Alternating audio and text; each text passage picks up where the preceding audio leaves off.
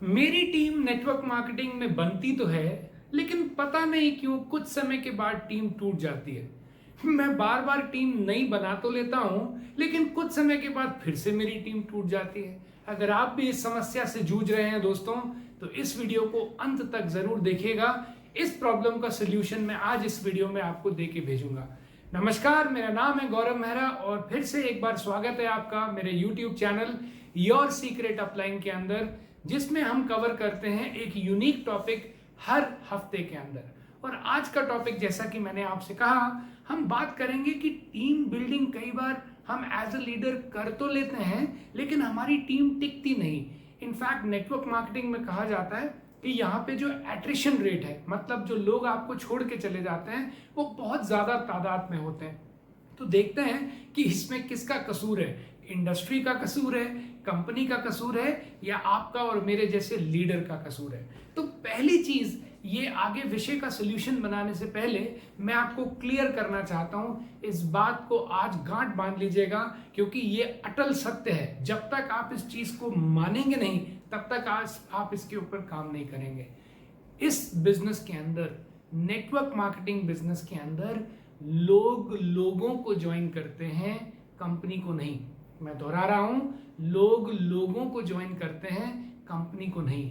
और उसी प्रकार इस बिजनेस में लोग लोगों को छोड़ के चले जाते हैं, कंपनी को नहीं। मैं फिर दोहरा रहा हूं, लोग कंपनी को नहीं छोड़ के जाते, लोग लोगों को ही छोड़ के जाते हैं।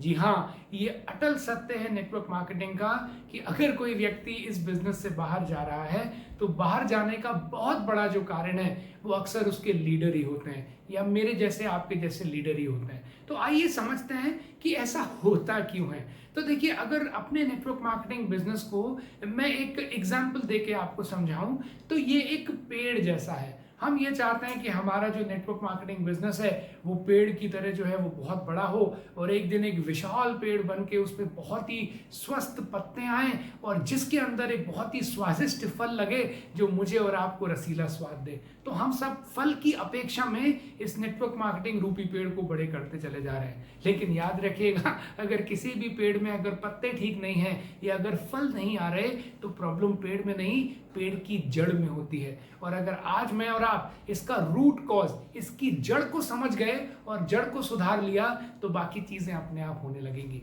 और इस नेटवर्क मार्केटिंग बिजनेस की जड़ क्या है, जो शब्द मैं आपको बोलने जा रहा हूं, इसको जहन में लेके जाइएगा। इस शब्द को कहते हैं दोस्तों, रिलेशन।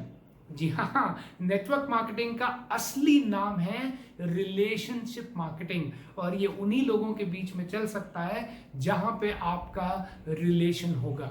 और बहुत से केसेस में जब मैंने देखा है कि लोग लोगों को जोड़ तो लेते हैं, कहीं ना कहीं किसी ना किसी तरीके के वादे करके, फॉलोअप की ट्रिक्स को सीख के, लोगों को रीएश्योरेंस देके अपने साथ बिजनेस में एसोसिएट तो कर लेते हैं, लेकिन लंबा नहीं जा पाते। थोड़ी सी टीम बनी और टीम बिखर जाती है। कारण ये जो जड़ है, जो हमें बांध के रखती है, जो रिलेशन है जो हमें बांध के रखते हैं, हम लोग उस रिलेशन के ऊपर ध्यान नहीं देते हैं। तो आज मैं आपको बताने जा रहा हूं, मुख्यतः 3 तरीके के रिलेशन आपको और मुझे संभालने की आवश्यकता है। इस बिजनेस के अंदर चीजें बहुत बखूबी से चलने लगेंगी। सबसे पहला रिलेशन होता है डाउनलाइन के साथ, अपनी टीम के साथ। तो वो कैसा रिलेशन होना चाहिए, इसको समझिए।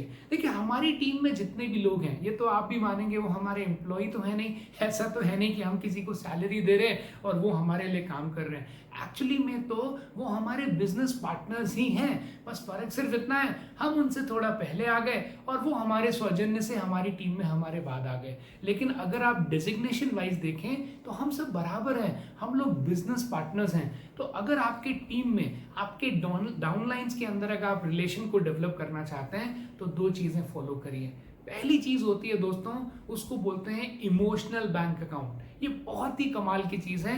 इमोशनल बैंक अकाउंट का मतलब होता है, हर व्यक्ति के दिल में एक दूसरे के लिए एक इमोशंस का बैंक अकाउंट होता है। जैसे आपके लिए मेरे दिल में होगा और मेरे लिए आपके दिल में होगा। ये इमोशनल बैंक अकाउंट ना जनरली, नॉर्मली आप ये कहिए कि स्टैग्नेंट रहता है, बोले तो सेम रहता है। लेकिन ये ऊपर जाएगा या नीचे, ये कब निर्भर करता है, जब कोई क्राइसिस की, कोई परेशानी का विषय आता है। जैसे एग्जाम्पल के रूप में, अगर आप किसी परेशानी में फंसे हैं, हैं, इस बिजनेस को कर रहे हैं, लेकिन अगर आप किसी भी चीज में प्रॉब्लम में फंसे हैं, उस समय मेरे पास मौका है कि मैं उस प्रॉब्लम में आपकी मदद को करके आपके दिल में अपने लिए इस इमोशनल बैंक अकाउंट को ऊपर लेके जा सकता हूं। और वहीं ये उल्टा भी चलता है कि बहुत से लीडर्स की वजह से किसी के जीवन में क्राइसिस या प्रॉब्लम आने लग जाती है, तो उसकी वजह से जो इमोशनल बैंक अकाउंट है वो माइनस में जाने लगता है। तो पहली चीज, अगर आप अपनी टीम में देखेंगे और आपको ये चीज का उद्देश्य होगा कि मुझे अपने हर टीम वाले व्यक्ति, एटलीस्ट जिसके साथ मैं डायरेक्ट वर्किंग कर रहा हूं,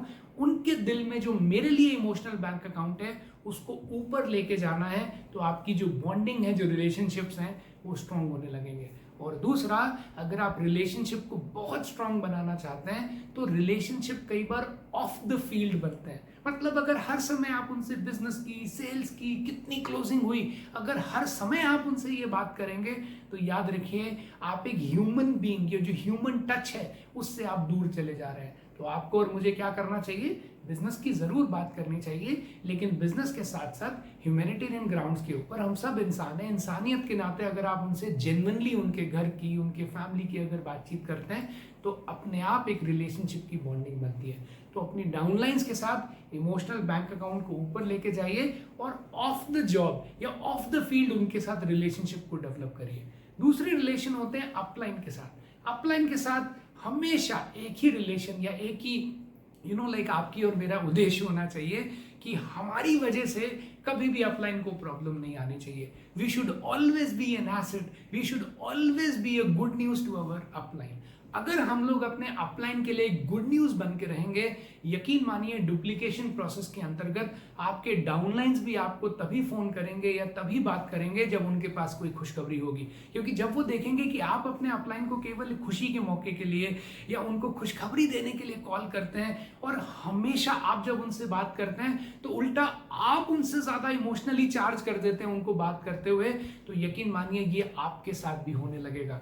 और मेरा तो अपना ऐसा मानना है, असली डाउनलाइन तो वो है जो जब अपलाइन से फोन पे बात करे तो अपलाइन को इतना चार्ज करे कि अपलाइन को भी लगे कि यार ये बंदा तो कमाल है, ये जैसे लोग अगर मेरी टीम में आ गए तो मैं कहीं का कहीं जा सकता हूं। तो पहला रिलेशन होना चाहिए अपने डाउनलाइंस के साथ, इमोशनल बैंक अकाउंट को स्ट्रांग बनाइए। दूसरा रिलेशनशिप होना चाहिए अपने अपलाइंस के साथ, जहां पे you should always be a good news for them.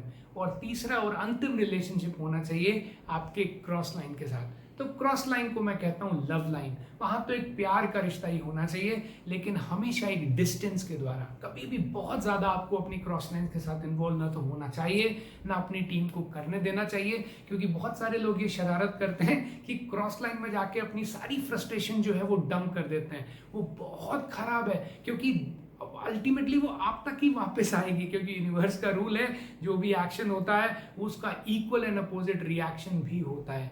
तो याद रखिए, अगर आप रिलेशनशिप को संभाल गए, अगर आप इस नेटवर्क मार्केटिंग की जड़ को अगर आप संभाल गए, तो अगर जड़ मजबूत होगी तो मैं वादा करता हूं कमाल के पत्ते आएंगे, कमाल के स्वादिष्ट फ्रूट्स आएंगे। और एक बार इस बिजनेस के फ्रूट्स आने लगे तो आप और मैं जीवन भर इन फलों का आनंद ले पाएंगे। Thank you so very much. All the very best.